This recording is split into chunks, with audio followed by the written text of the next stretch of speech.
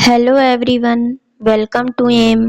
आज की इस वीडियो में हम क्लास 6 साइंस चैप्टर 3 के क्वेश्चन आंसर को डिस्कस करेंगे।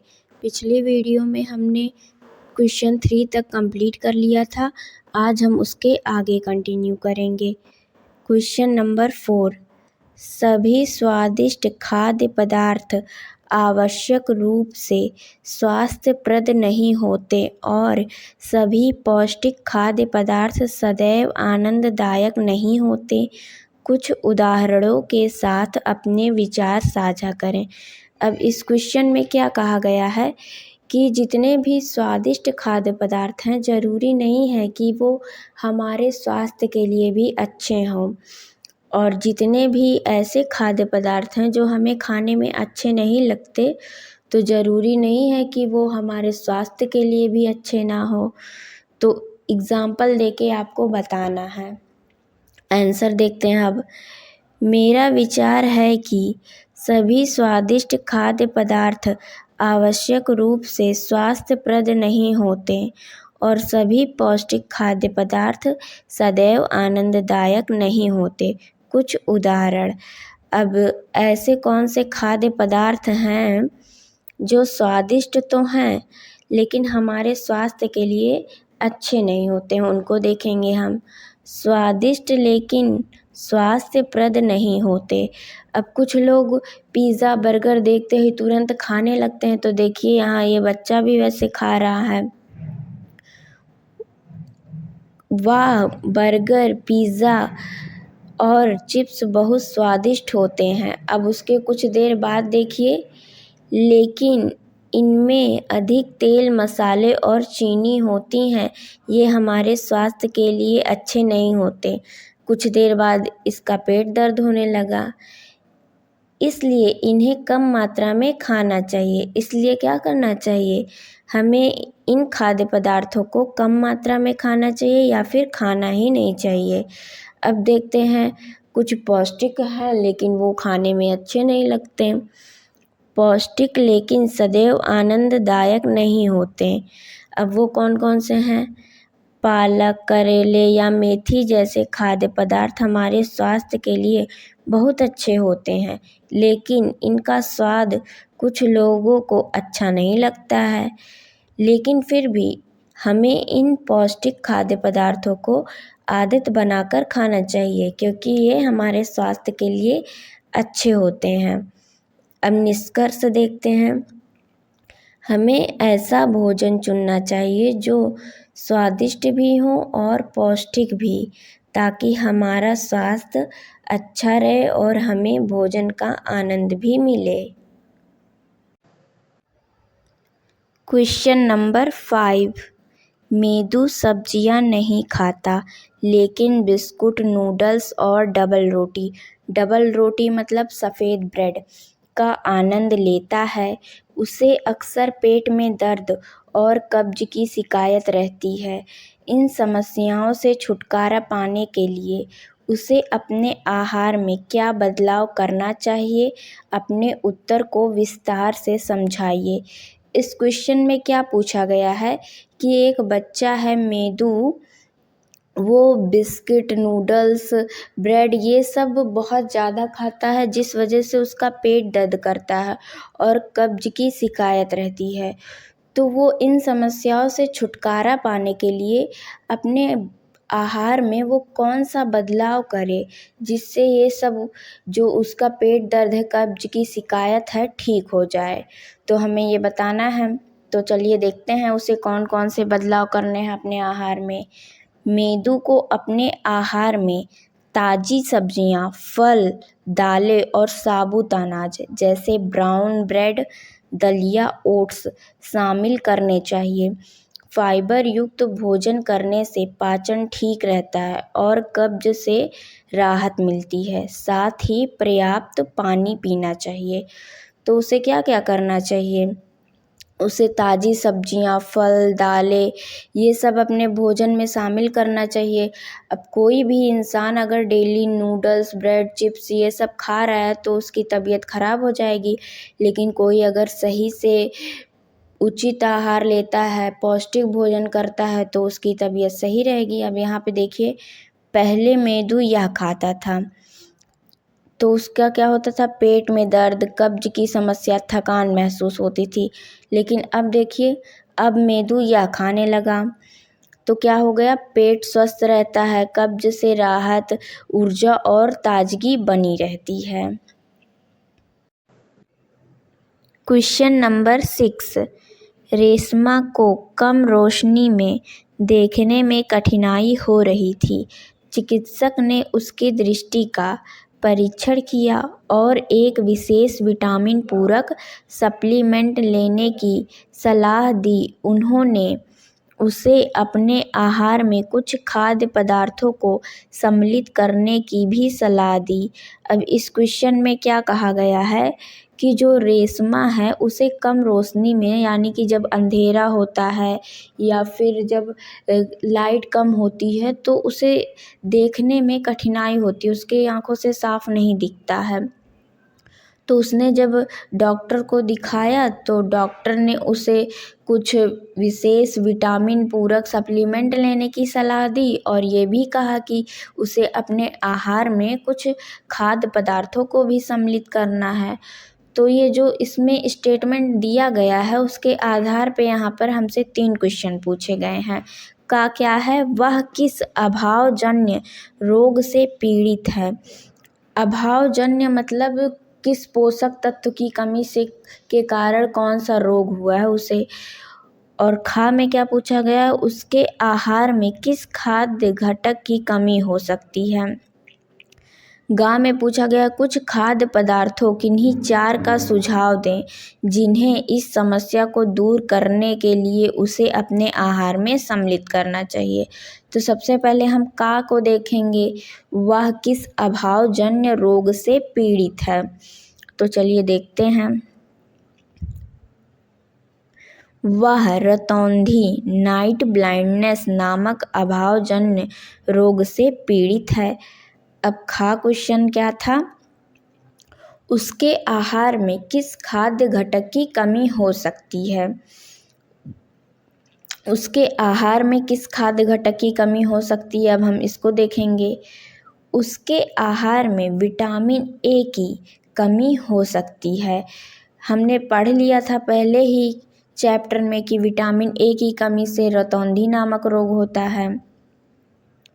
अब गा में क्या पूछा गया है, कुछ खाद्य पदार्थों किन्हीं 4 का सुझाव दें जिन्हें इस समस्या को दूर करने के लिए उसे अपने आहार में सम्मिलित करना चाहिए। मतलब अब उसे रतौंधी तो हो गया है लेकिन उसे ऐसे कौन से खाद्य पदार्थ हैं, किन्हीं 4 खाद्य पदार्थों के नाम बताइए जो उसे अपने आहार में सम्मिलित करना चाहिए।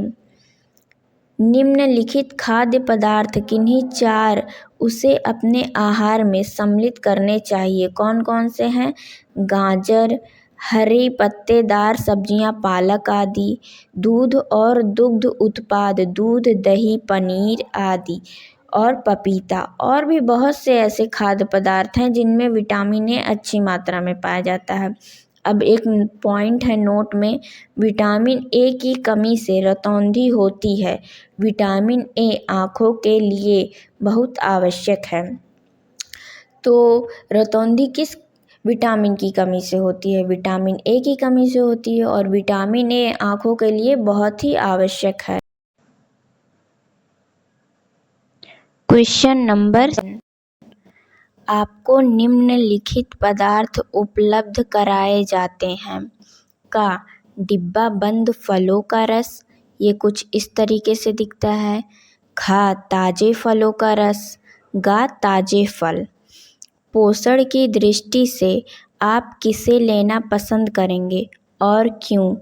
अब इस क्वेश्चन में क्या पूछा गया है कि आपको 3 पदार्थ दिए गए हैं, एक डिब्बा बंद फलों का रस, दूसरा ताजे फलों का रस, तीसरा ताजे फल। अब आपको ये बताना है कि ये पोषण की दृष्टि से आप इनमें से कौन सा लेंगे, मतलब इन तीनों में से सबसे ज़्यादा किस में पोषण है ये आपको बताना है। तो चलिए देखते हैं आंसर।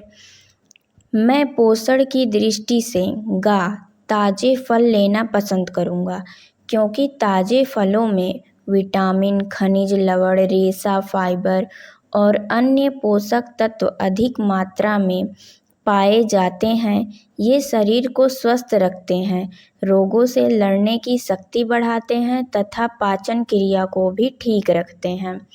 तो हमने किसको चुना? ताज़े फल को। अब हमने डिब्बा बंद फलों का रस क्यों नहीं चुना? क्योंकि ये जो है इसमें चीनी मिलाई जाती है अलग से और ये ताज़ा नहीं है। और जो है इसमें जो फाइबर रेशे हैं ये भी नहीं पाया जाता है, इससे पाचन क्रिया भी नहीं अच्छी रहती। और वहीं अगर ताज़े फलों के रस की बात की जाए तो ताज़े फल का रस ताज़ा तो है, लेकिन उसमें भी रेशा फाइबर नहीं पाया जाता, जिससे हमारा पाचन नहीं सही होगा। लेकिन ताज़े फल में विटामिन, खनिज, फाइबर और भी बहुत से पोषक तत्व पाए जाते हैं, इसीलिए हमने ताज़े फल को चुना। Question number 8।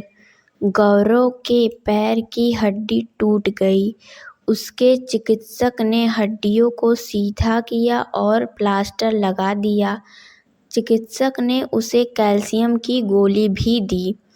अब इस क्वेश्चन में क्या कहा गया है कि कोई बच्चा है गौरव, उसके पैर की हड्डी टूट गई है, तो उसके डॉक्टर ने उसके पैर में प्लास्टर लगा दिया और उसे कैल्शियम की गोली भी दी।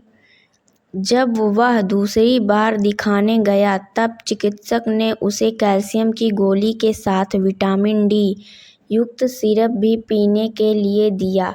चित्र 3.5 का संदर्भ लें और अग्रलिखित प्रश्नों के उत्तर दें।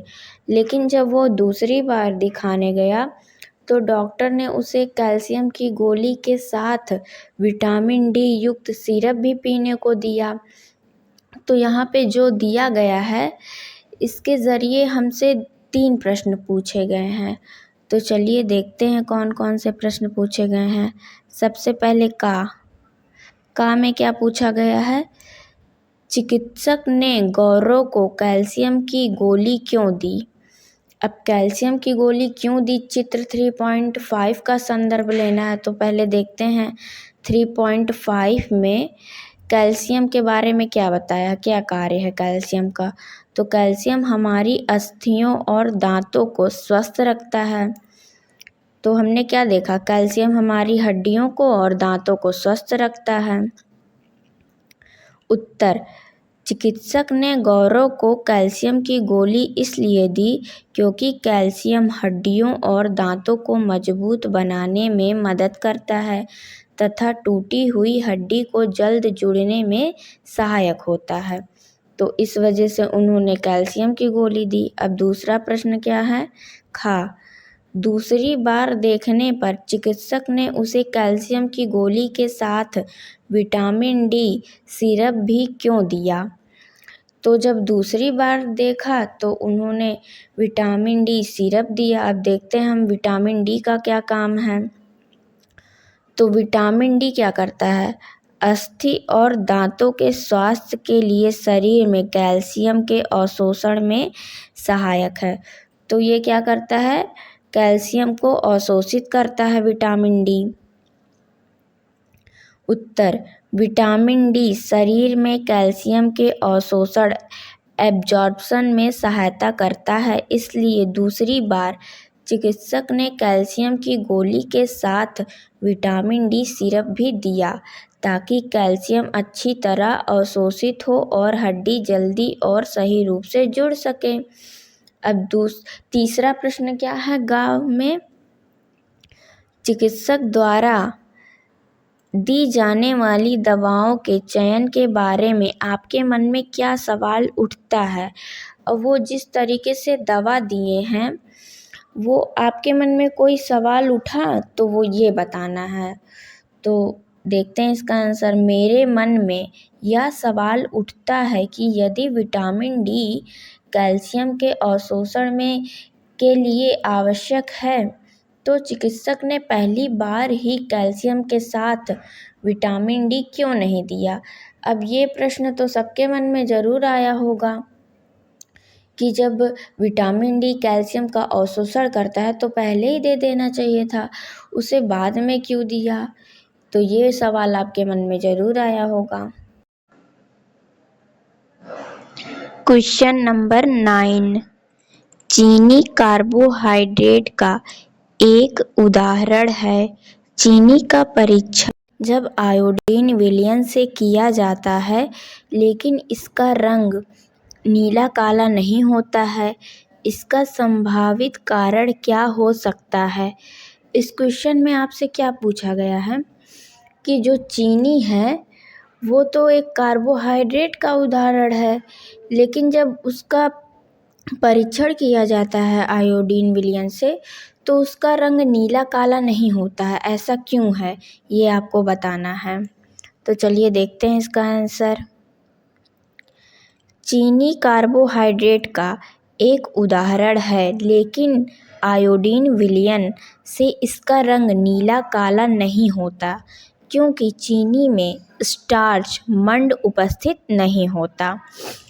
तो चीनी में जो है मंड उपस्थित नहीं होता, इस वजह से उसका रंग नहीं चेंज होता।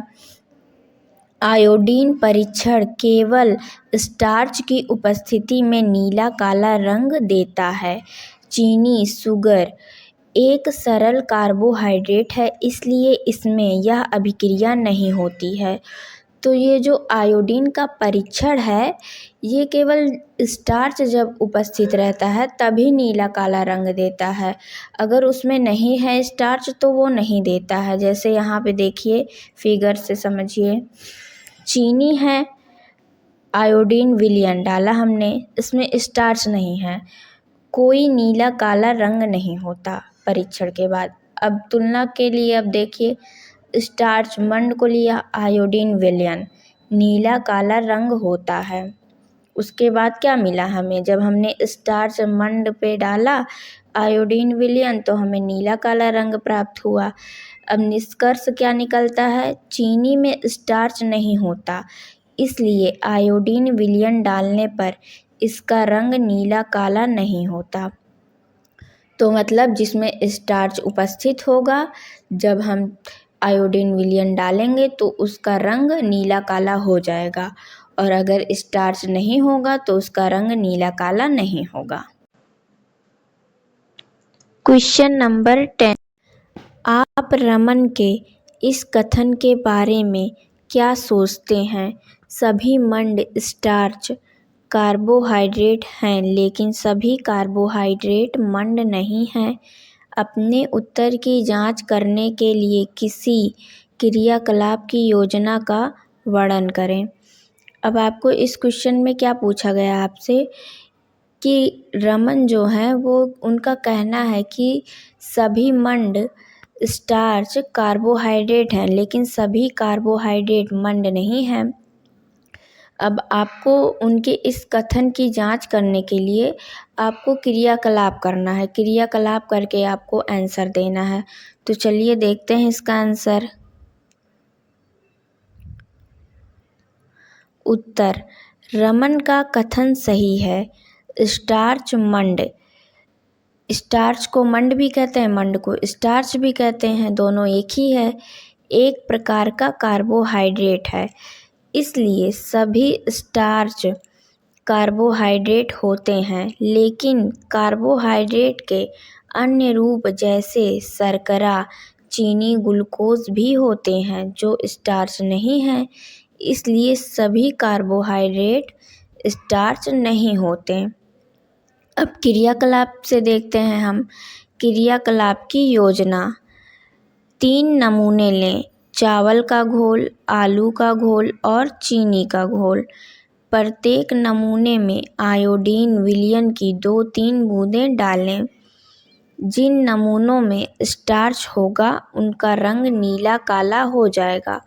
तो मतलब जिसमें स्टार्च होगा इन तीनों घोल में से उसका रंग नीला काला हो जाएगा। चीनी के घोल का रंग नहीं बदलेगा। तो चलिए देखते हैं अब।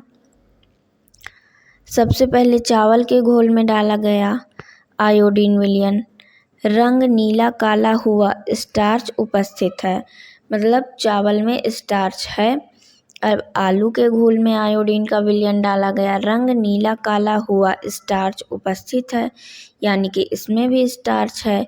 अब चीनी के घोल में देखते हैं, आयोडीन विलयन डाला गया, रंग नहीं बदला, स्टार्च अनुपस्थित है, मतलब इसमें स्टार्च नहीं है क्योंकि इसका कलर चेंज नहीं हुआ। अब निष्कर्ष क्या निकलता है, चावल और आलू में स्टार्च उपस्थित है, इसलिए रंग नीला काला हो गया, जबकि चीनी में कार्बोहाइड्रेट होते हुए भी स्टार्च नहीं है, इसलिए रंग नहीं बदला। इससे सिद्ध होता है कि सभी स्टार्च कार्बोहाइड्रेट हैं, लेकिन सभी कार्बोहाइड्रेट स्टार्च नहीं है।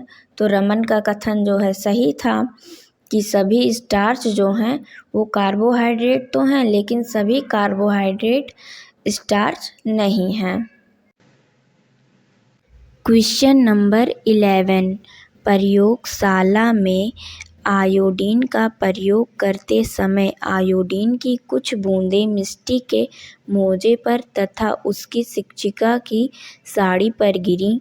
साड़ी पर आयोडीन की बूंदें नीली काली हो गई, जबकि मोजे पर आयोडीन का रंग नहीं बदला। इसका संभावित कारण क्या हो सकता है। अब इस क्वेश्चन में आपसे क्या पूछा गया है कि मिष्टी और उसकी टीचर जब प्रयोगशाला में आयोडीन का प्रयोग कर रहे थे तो उस वक्त मिष्टी के मोजे पर और शिक्षिका की साड़ी पर आयोडीन की बूंदें गिर गईं, लेकिन जो साड़ी थी उस पे आयोडीन का रंग नीला काला हो गया, जबकि मोजे पे ऐसा नहीं हुआ, उसका रंग नहीं चेंज हुआ। तो फिर ऐसा क्यों हुआ, आपको इसका कारण बताना है। तो चलिए उसका आंसर देखते हैं। आयोडीन की बूंदें साड़ी पर नीली काली हो गईं क्योंकि साड़ी में स्टार्च मौजूद था। आयोडीन स्टार्च के संपर्क में आने पर नीला काला रंग दे देता है। तो हमने ये पढ़ा है कि आयोडीन जब स्टार्च के संपर्क में आता है तो उसका रंग नीला काला हो जाता है।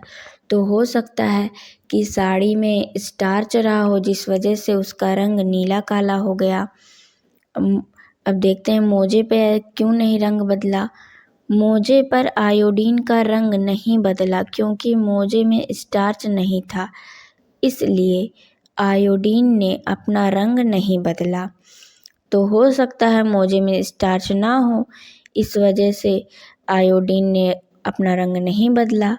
अब देखिए आयोडीन का द्रव, साड़ी पर आयोडीन की बूंदें नीली काली हो गई जैसा कि यहाँ पे दिखाया गया है। मोजे पर आयोडीन का रंग नहीं बदला, जिस कलर का आयोडीन होता है उसी कलर का रहा, उसका रंग चेंज नहीं हुआ।